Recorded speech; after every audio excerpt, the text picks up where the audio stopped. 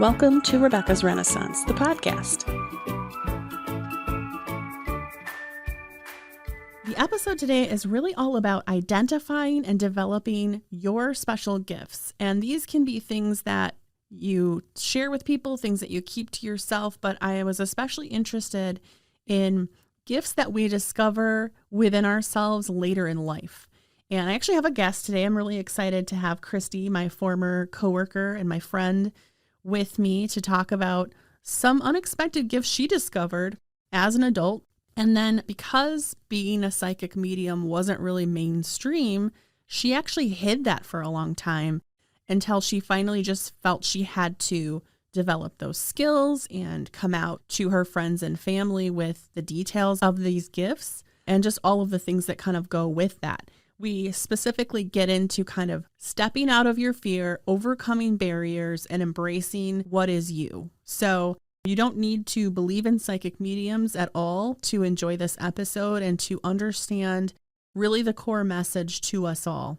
For those of you who have an interest in the deeper details of Kristi's psychic medium skills and how she developed them, I actually will be developing a longer episode where we dive more into that aspect of this. So I hope that you'll check back periodically and look for that episode. But for now, enjoy this episode all about growth.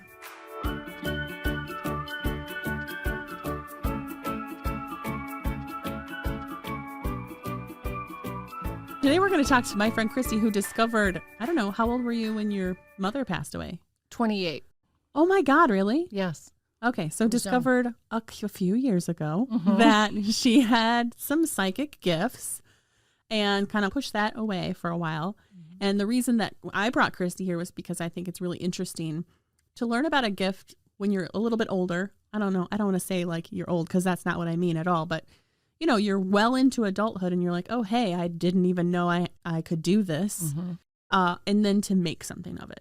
Right. And just how you go about it. So can you tell us a little bit about who you are, what you do? Yeah. So my name is Kristi. I'm a psychic medium. I'm in my mid ages. I'm 51 years old. I'm just going to put it out there. You're just young. Putting it out there. And I have psychic abilities. I can talk to the people who are on the other side. I know what they look like. I can communicate with them. And when it first started happening, I thought I was crazy. And I thought I needed to see a psychiatrist. Which you probably did, but that was something different. Right.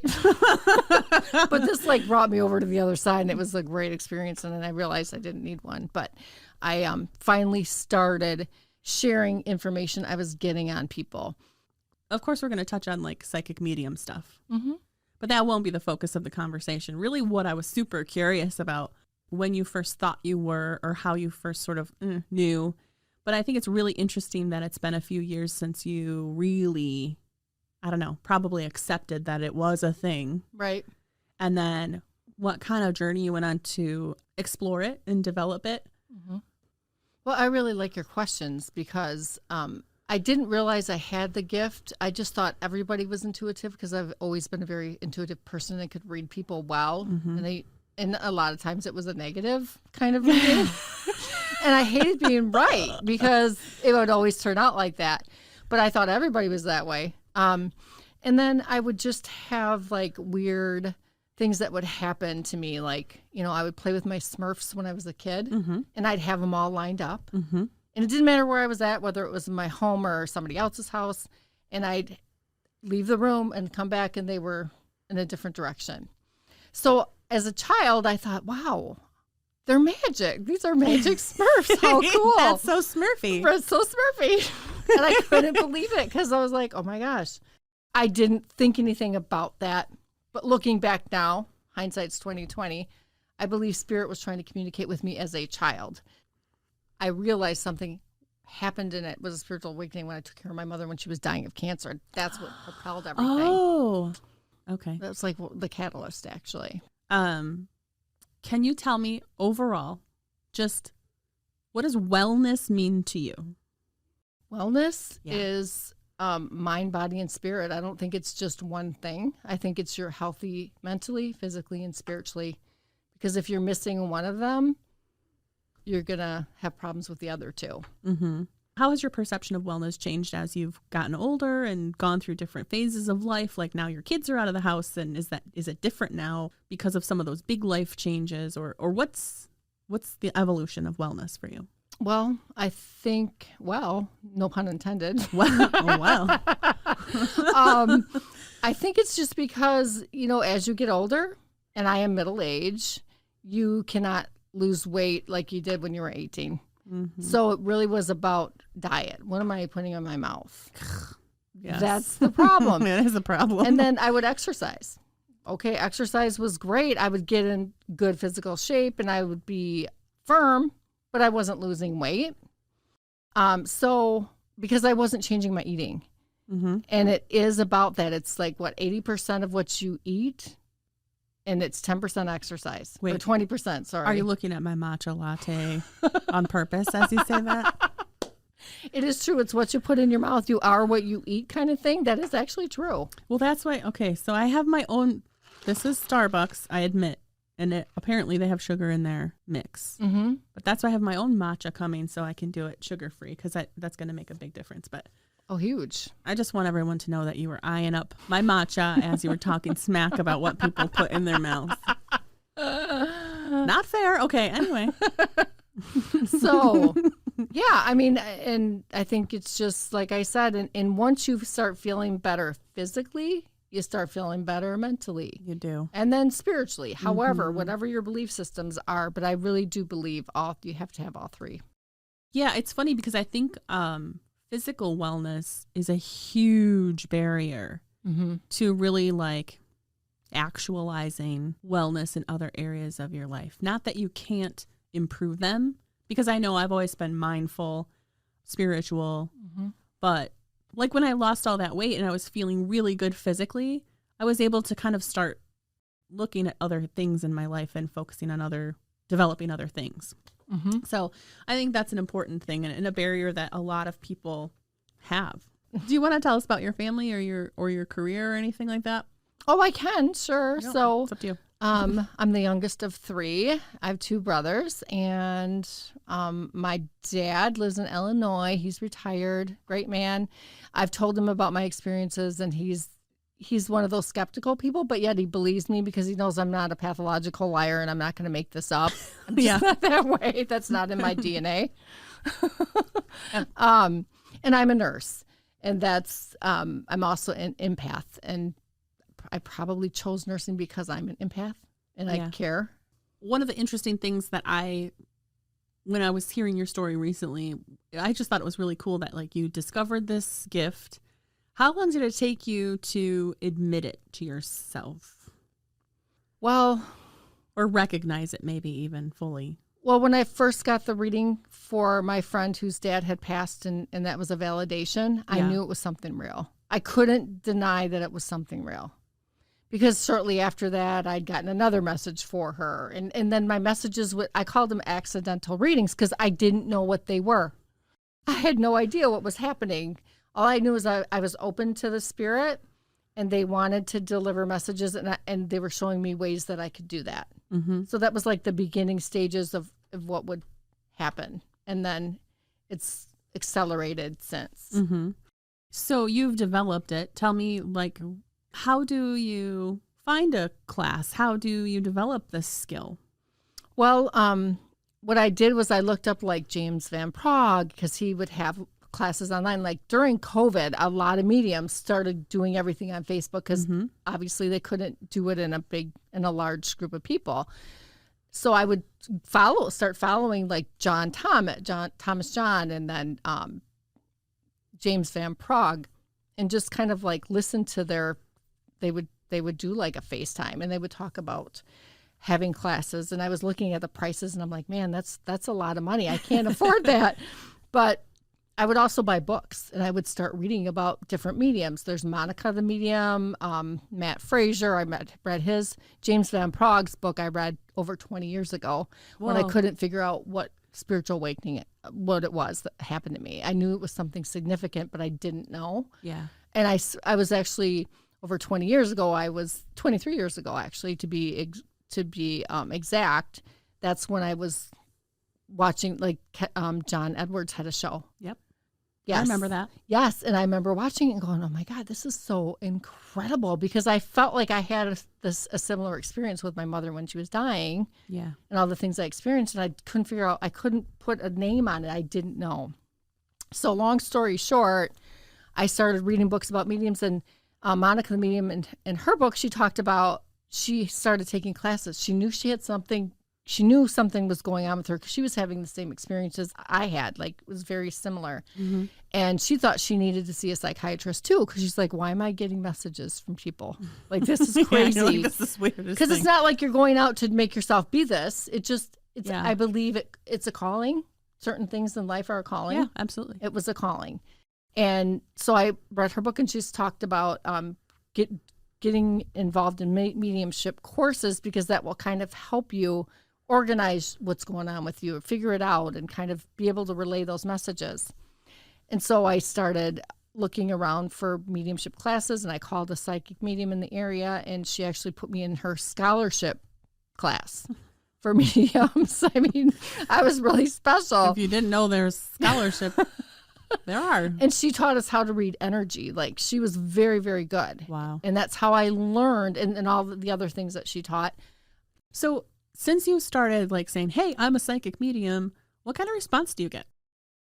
Well, first I have to say I was in the closet for a very long time. Only a few You were in the psychic medium closet for a very long time, because I was afraid of what people would think. Yeah. Even though I knew I had the ability, I just didn't want to put it out there because I was scared of my reputation. Being a nurse, I was a professional. Yeah. And I didn't want to taint that reputation because I thought it would do that. But I met some great women that are professional psychic mediums that have businesses, and they're like, you know what? It's okay to talk about it. It's okay to just get it out there. And then one morning at 4 a.m, I got this feeling, because that happens to me. You need to get on Facebook. Some of us have alarms. I have people Other that talk people, in my ear. Different things. And it's get out your Facebook and introduce yourself. So that is what I did at 4 o'clock in the morning. It was a day I had to work, but I got out and I started talking about it. This is what I'm going to do. This is what I am about. This is kind of my backstory, basically. And I was really shocked with the positive responses I got. Mm-hmm. I was also pleasantly surprised with people that would message me secretly and say, hey, I think I've had this too, and I've seen ghosts as a child. And that's another reason why I did it. I think everything's about intention.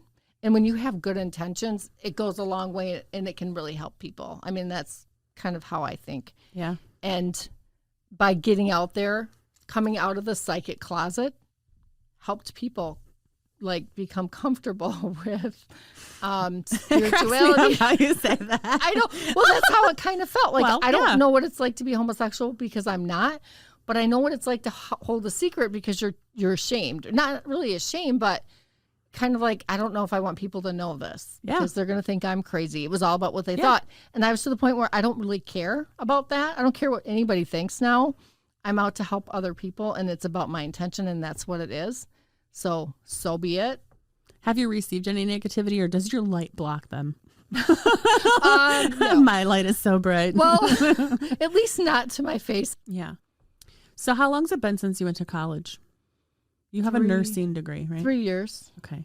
What I was thinking of when we met last week, was it last week? Yes, it was last weekend. We are fast Saturday. moving. Listen, we don't waste no time. No, we don't. That's what I love about you. Get her done. Let's get her done. Mm-hmm. It's just so interesting to me because does everybody go back to school? Are there just a select few of us? I mean, what is happening in the world? Because I think it's so cool that like you're taking classes for your psychic mediumship, that you had like a mentor, or sounded like a couple different mentors. Mm-hmm. And when you started talking to me about that, I'm like, wait, this sounds like me with instructional design. Like how, what? I don't feel like it's school though, because it's something I want to do, and I'm just trying to learn to hone my skills. And that's kind of what I'm getting at is we've been talking about this at work because a couple of people have had kids graduate from high school this week. One of them was like my youngest daughter, my oldest daughter, whatever, graduating from high school. And in talking to these parents, and it's happened to me a lot because of career coaching and all of the things in my background, everybody thinks that when you graduate from high school and you go to college, you're supposed to know what you want to do. Mm-hmm. How in the hell is that reality? Right. You don't know jack. Right. At that age. Mm-hmm. I think even those kids who have a trajectory and think they know where they're headed or what they want to do still may not end up doing that thing. Right. And so, like, when my daughter went to college, she was like, but I don't know what I want to study. And I told her not to worry about it. Mm-hmm. Go to the school you want to go to, learn about stuff you find interesting. You'll find your direction. Right. Because what I have found in my life is I keep coming back to, as a middle-aged adult, coming back to things that were true about me as a kid. Okay. But I keep coming back to things that, like, hobbies that I liked when I was a kid, things that interested me when I was a kid, skills that I was drawn to as a kid. Mm-hmm. And then you kind of set all that stuff aside in your pursuit of what everyone tells you should be pursuing. Mm-hmm. You know, you're supposed to, and not directly, sometimes it's indirectly. Like, I think for me, I got a very strong message. You're supposed to be pretty and wear makeup and go on dates and have a boyfriend and then get married and have a kid and do all these things. So when I went to college and I didn't like it, which was surprising to me, I quit and I did the next thing that you do, which is I got married and had a kid. Right. And that's fine. But I ended up coming back to writing, recording, teaching anyway. So I think I always ask people, like, well, what were the games you played when you were a kid? Because what I played was school. Or I was, like, in a business. Interesting. And that's what I do. Interesting. What did you play when you were a kid? Nurse. Yeah. Okay. Yeah. My dolls had IVs. I made homemade IVs for my dolls. I would use pens and I would stick them in their arms because I had a brother that was very, very sick when he was younger. Oh. Like, he almost died. He had asthma so severely that his lungs were so damaged, and he'd have to be intubated when he'd have an asthma attack. Oh, wow. And so I would go to UW Hospital and visit my brother, and I met all these young, sick kids, like cystic fibrosis at that time when they didn't live long. Yeah. And kids with cancer and kids who were having, kidney transplants.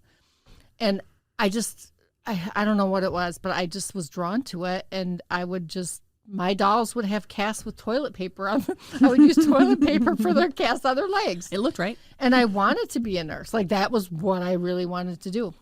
And you're right, because later on in life, that's when I decided I want to be a nurse. And I was an LPN for 15 years and then went on to become an RN.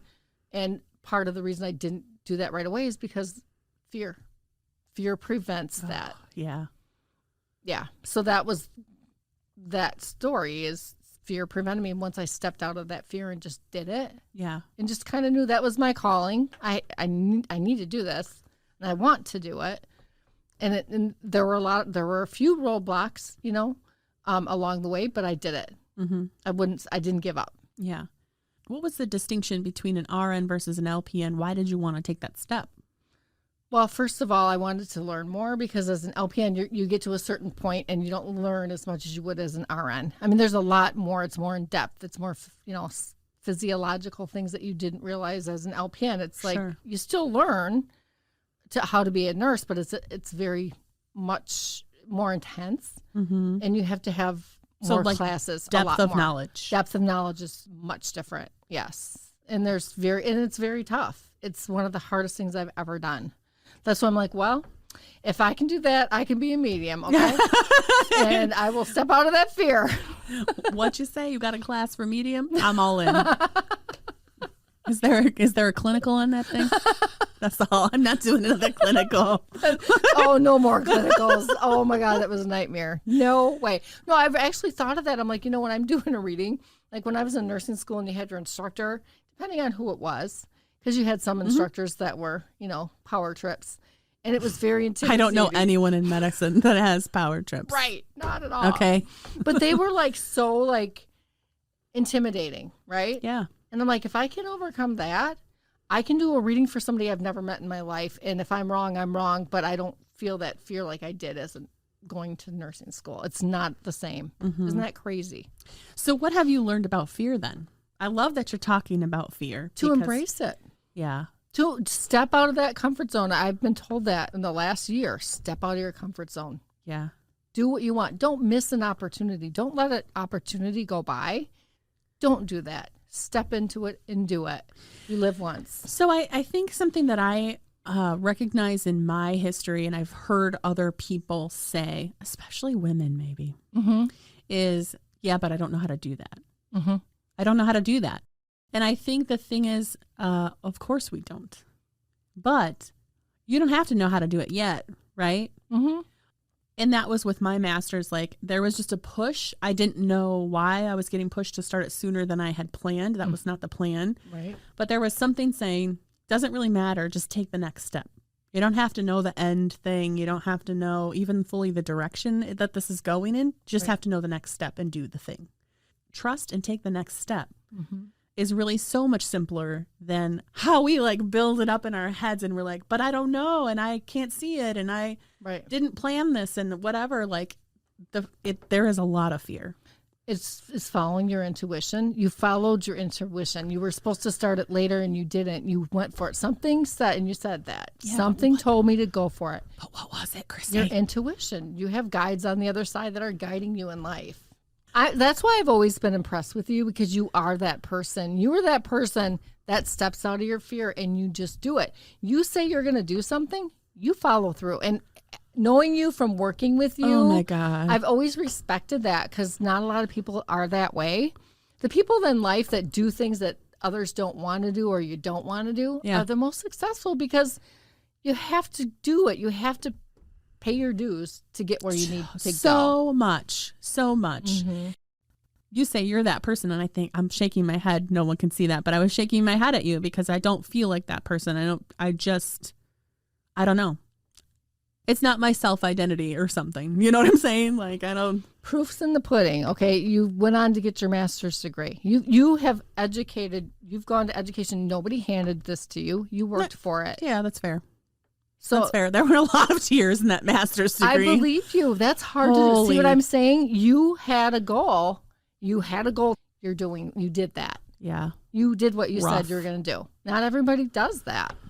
That was a huge lesson, though. And that's, I think, why I'm kind of on this, because I didn't know what in the hell I was doing. And I didn't know how to run this equipment. And I didn't know how, I had never done every single class. I had to learn a different software. And it was scary and daunting and frustrating. And I did cry a lot. a lot. And there were some late nights, cramming to get like the production done for class and just things not working right. Wow. It wasn't technology. People are like, oh, I'm not as good with you as you are with technology. Please, people. I am not, but I have to figure it out for what I'm doing. See, you do just, what you need to do. You just do it. I think it's funny too, because you mentioned you had an intuition, you were an empath, etc. And you didn't know it was a gift because you just thought everybody was that thing. And that's how I have felt with like writing and talking, like speaking. I just thought everybody could do it. Right. So, hey, everyone, you know that thing you do that like your friends compliment you on and you don't get it because you're like, but everybody could talk. Everybody can feel.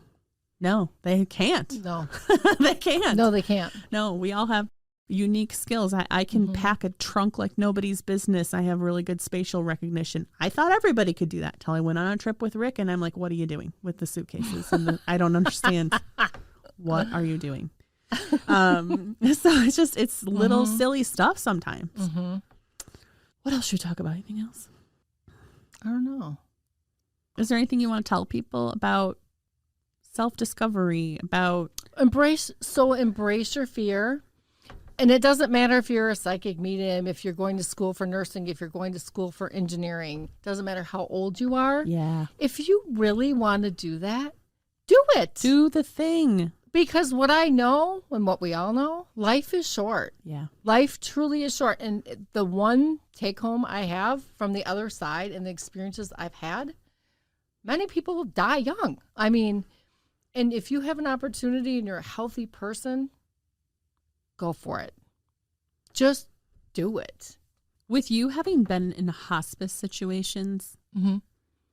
what did you learn from them? Well, I'll never forget in nursing school, I was doing a preceptorship with hospice because that's what I obviously wanted to do. Yeah.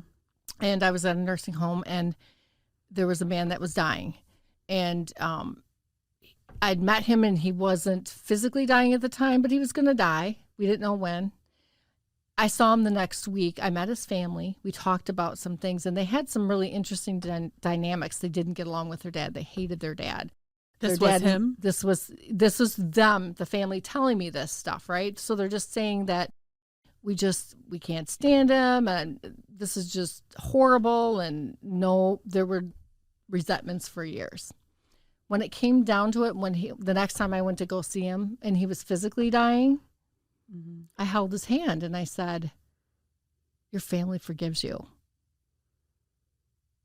And I said, you guys need to tell him that. Because I knew that's what he needed. I just intuitively knew that that's what this man needed to hear. And guess what? Every family member went over to him, held his hand and cried and said, we forgive you. Wow. Because it changed things. So as much anger as they had towards him, he was going to be gone forever. So they still obviously loved him, but they were just angry. And it's like, here's your opportunity to let go of your resentment, let your dad go to heaven peacefully. Yeah. And to just you be peaceful. You are the ones who are left here on earth. He's going to heaven. He'll be fine. But you need to be at peace. Do you think any of them actually did in that moment forgive him because of that moment? I do. I saw it with my own eyes. I saw it. I felt it. I saw them hold his hand and say, and I told them, like, you got to tell him this. Like, you know that you need to forgive your loved one, Mm-hmm. but you're just holding on to the thing. Mm-hmm. And so then here's Kristi, like, you're going to tell him that you forgive him. And so you're like, okay, well, I might as well forgive him now. But it changed. Kristi's making me. It changed their emotions. It changed them from being angry to sad. Yeah. But it was for them. They needed to forgive him for themselves. And that's what forgiveness is about.